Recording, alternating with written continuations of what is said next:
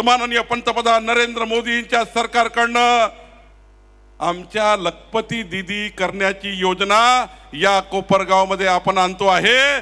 परागजी, जेवढी यादी करायची तेवढी करा।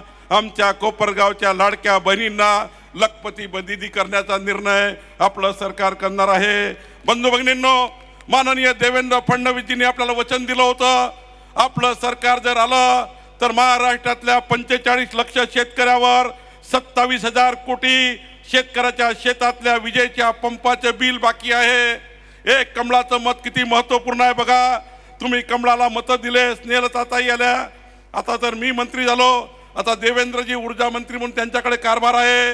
मला अभिमान आहे, माननीय देवेंद्र फडणवीसजी मुख्यमंत्री झाल्यानंतर या महाराष्ट्रातल्या 45 लक्ष शेतकऱ्यांच्या शेतामधले विजेच्या पंपाचे 27,000 कोटी रुपये माफ करण्याचं काम देवेंद्र फडणवीस सरकारने केलं, आपल्या सरकारने केलं। आणि एवढंच नाही तर पुढचे 5 वर्ष एकही रुपया विजेचं बिल शेतकऱ्याच्या पंपाचे येणार नाही, शेतकऱ्याच्या विजेच्या पंपाचे येणार नाही, हा निर्णय देवेंद्र फडणवीस सरकारने केला।